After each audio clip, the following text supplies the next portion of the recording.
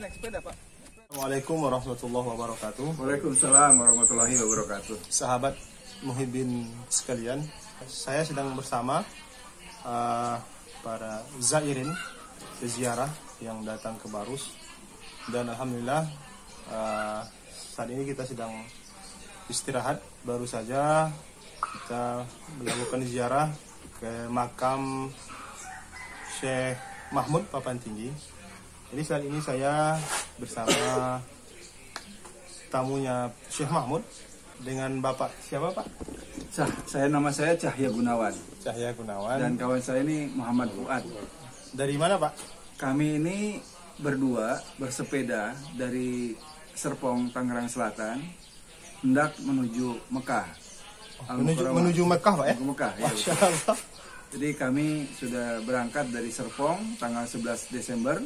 Alhamdulillah sekarang 5 Januari 2022 sudah sampai di Barus, dan alhamdulillah sudah berkesempatan ziarah ke makam Syekh Mahmud di Barus. Jadi udah berapa kilometer yang jarak yang udah ditempuh nih, Pak? Kurang tahu pasti, yang jelas kalau dari Jakarta ke Mekah itu kurang lebih 15.000 km. Tapi paling tidak ini kami sudah sampai ke sini itu lebih dari 1.000. Dari 1.000 ya? Ya, 1.000 lebih. Sudah memakan waktu beberapa hari? 3 minggu lah, Pak. 3 minggu? Ya, Ustaz. Udah kurang lebih 3 minggu. Nanti tanggal 11 Januari pas 1 bulan. Begitu. Jadi memang di sela-sela perjalanan ini memang sengaja untuk menyisihkan waktu untuk berziarah ke Barus atau gimana, Pak? Ya, sebenarnya ini antara dalam rencana dan tidak ada rencana. Dalam rencana karena memang ada yang mengingatkan saya, jamaah masjid di Serpong, agar kalau betul berkesempatan bersepeda ke Sumatera, jangan lupa mampir berziarah ke Barus di Sumatera Utara. Nah, tapi sebenarnya kan tidak berencana kalau kemarin kami bisa nyebrang ke Malaysia di Dumai. Cuma karena di Dumai masih tertutup penyeberangan ke Malaysia, jadi kami melanjutkan bersepeda ke Sumatera Utara, ke Medan. Nah, di sela perjalanan ke Medan ini kami mampir dulu di Padang Sidempuan menuju ke Sibolga terus ke Barus. Tiada lain adalah untuk berziarah, untuk mengenal lebih dekat secara langsung tentang masuknya penyebaran Islam pertama ya di Indonesia. Di Nusantara. Di Nusantara ya, di Nusantara. Jadi kayaknya mungkin perjalanan Bapak dihambat dari Dumai, mungkin salah satu hikmahnya agar Bapak sampai ke Barus ya. Ya. Kalau seandainya perjalanan itu tak dipersulit Allah di sana, rasanya tak sampai ke Barus ya, gitu kan. Ada hikmahnya. Ada hikmahnya. Ada hikmahnya juga ini. Jadi alhamdulillah Bapak sekarang udah sampai di Barus. Jadi saya sebagai putra Barus, mewakili dari seluruh kaum muslimin yang ada di Barus, kami mengucapkan ahlan wa sahlan, selamat datang di Barus. Terima kasih. Dan juga kami juga ingin sedikit menanyakan bagaimana kesan-kesan Bapak tentang Barus ini, dan kira-kira apa pesan Bapak buat kami ini orang-orang Barus, putra Barus ini, Pak? Ya, saya kira secara secara alam ini Barus ini lengkap ya. Pemandangannya saya lihat tadi begitu bangun tidur ada pantai, kita begitu bangun ada pantai ke sebelah selatan, lalu sebelah utaranya ya ada pegunungan ya. Nah, itu jadi saya kira itu komplit karunia Allah yang luar biasa itu yang patut kita syukuri.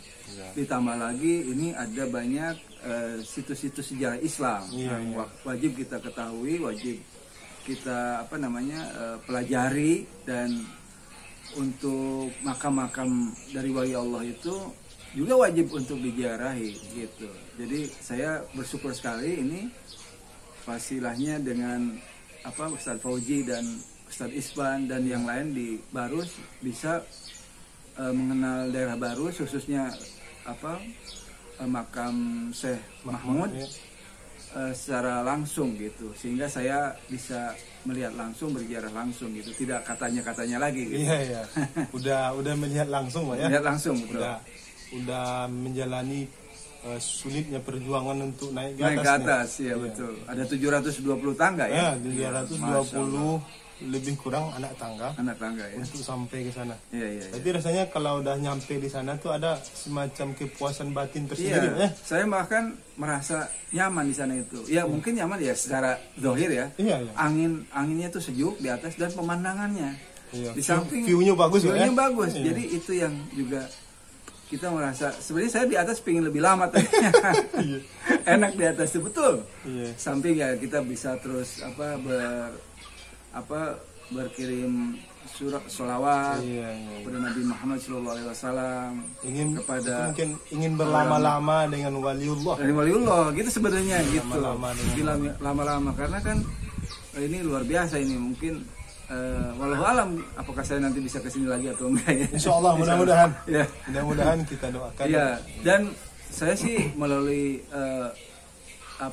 forum ini mengajak kepada umat Islam untuk datang ke Barus, mengenal sejarah-sejarah Islam di Barus, khususnya berziarah ke makam Syekh Mahmud. Gitu. Makam-makam para pembawa Islam yang lain. Ya betul.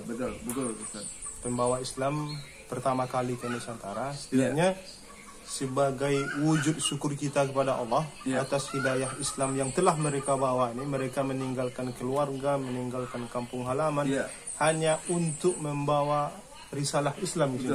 Kalaulah tidak karena jasa mereka, rasanya kita hari ini masih nyembah kayu, masih jadi orang-orang musyrik. Iya betul. Tapi karena asbab usaha mereka meninggalkan harta, keluarga, kampung halaman, bahkan wafat di sini. Rasanya perlu itu nikmat itu tuh perlu kita syukuri. Dan ucapan terima kasih kita kepada mereka, ya datanglah berziarah.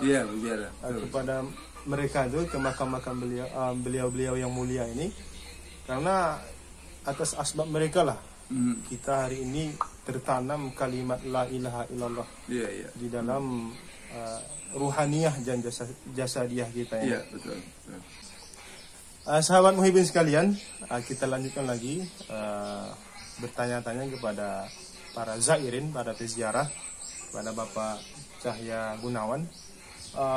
Bapak aktivitas sehari-hari sebagai apa, Pak?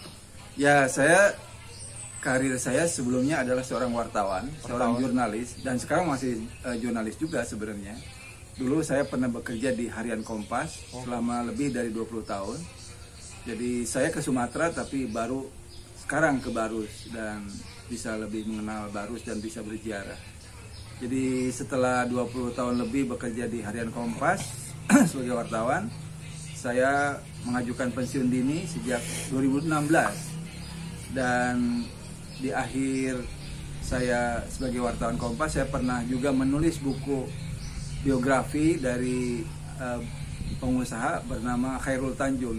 Buku lengkapnya adalah Khairul Tanjung Si Anak Singkong. Oh, buku Si Anak Singkong, Iya betul. Jadi buku itu saya bikin kurang lebih dalam waktu 2 tahun antara 2010 sampai 2012, di launching pada tahun 2012. Dan pada saat proses pembuatan buku ini saya juga berkesempatan ke Sibolga bersama Pak CT karena mungkin keturunan Pak CT juga berasal dari daerah Sumatera Utara juga gitu ya. Dan buku-buku yang lain ada juga biografi dari dari orang pengusaha dari Minang yaitu Dr. Muslim.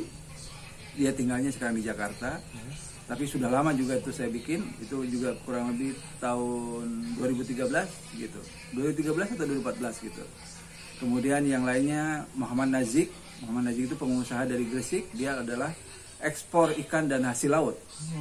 Dan beliau sudah almarhum, Pak Nazik ini kemarin di awal-awal Covid tahun 2020. Kemudian juga buku yang lain, buku Ibu Min Uno. Ibu Min Uno ini ibundanya dari Sandiaga Uno.